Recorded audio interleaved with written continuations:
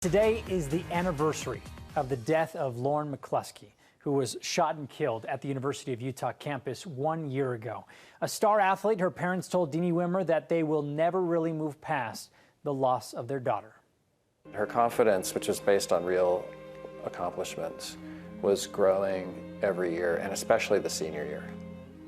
So she really was hitting her major stride in academics.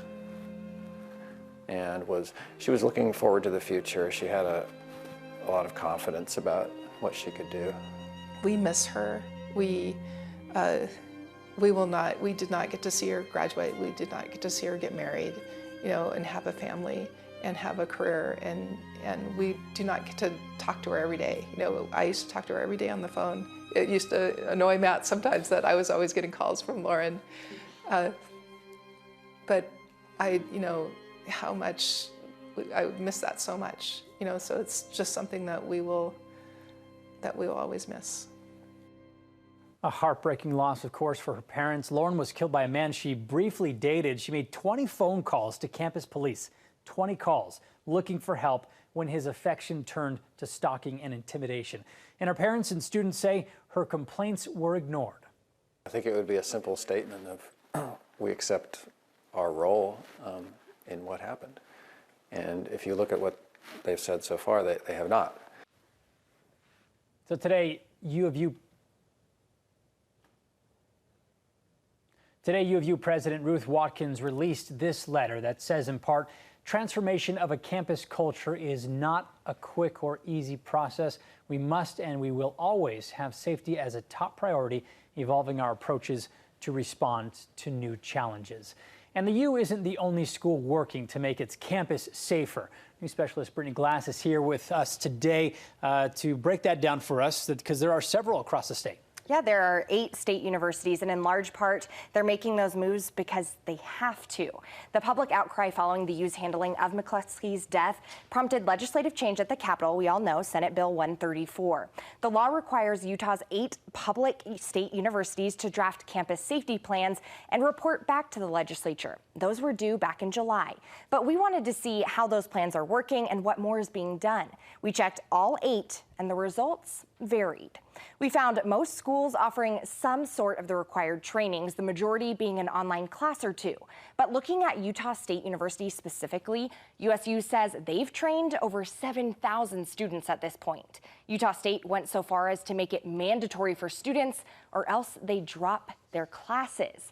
That's a big deal. Yeah, talk more about that, because yeah, you don't really hear about that, at schools. No, it's a huge deal. It's a consequence, right? Students want to be enrolled in their classes. So if students this year don't get that training done within the next week or so, their fall 2019 classes are dropped for the current semester. The university says there has to be a cultural shift to make a real difference.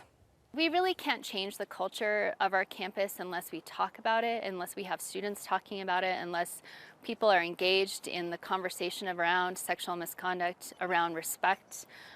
If they are talking about consent, that means that they're applying it in their everyday lives, and that's what we want to see. So why is it that Utah State in particular is kind of going above and beyond what the requirement? Well, I have my suspicions, my guesses, if you will. You'll remember that Utah State has had some high-profile sexual assault cases in the spotlight. Take, for example, Torrey Green, the former USU football player, sentenced to more than 20 years for the sex assaults of 6 women.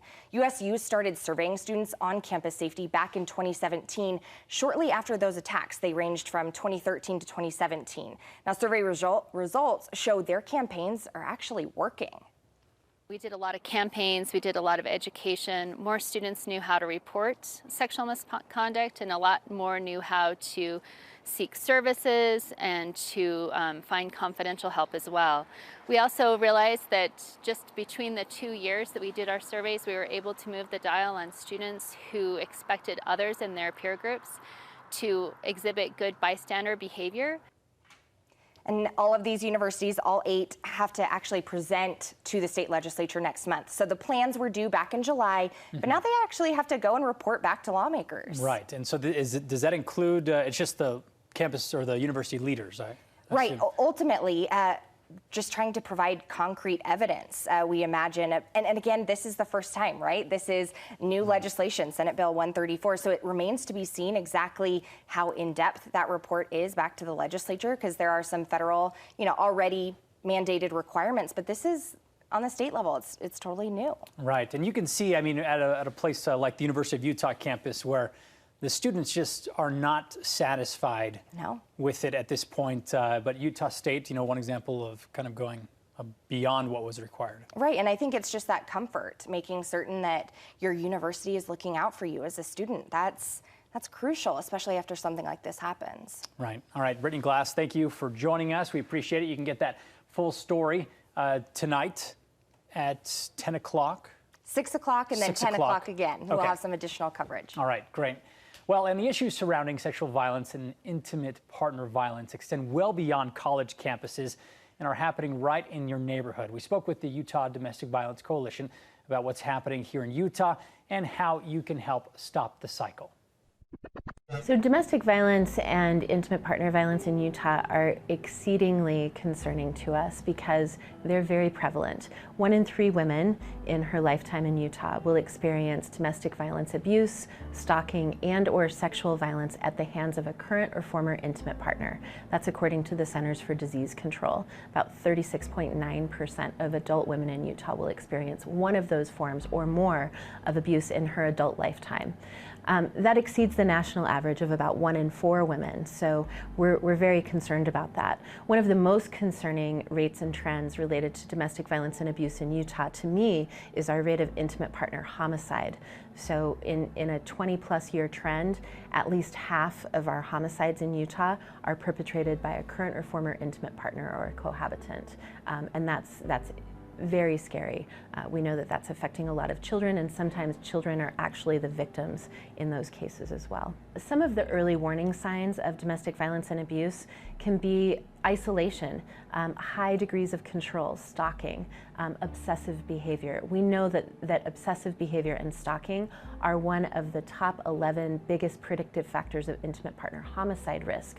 So we hope that people will start to recognize that and take it very seriously.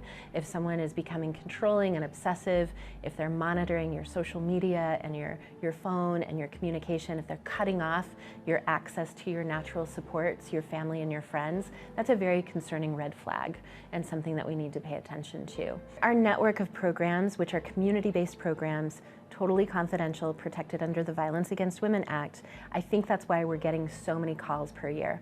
So over 40,000 people are reaching out to us per year to figure out how to start a conversation or how to get engaged in promoting safety to a greater degree. If you turn to us at 1-800-897-LINK, a professional advocate can help you start that conversation, they can help you navigate that conversation, and they can help you find resources. And tonight at 10 o'clock, hear more from Lauren's parents from their home in Washington State. It's part of our day-long coverage of what's changed in the past year as part of Lauren's legacy.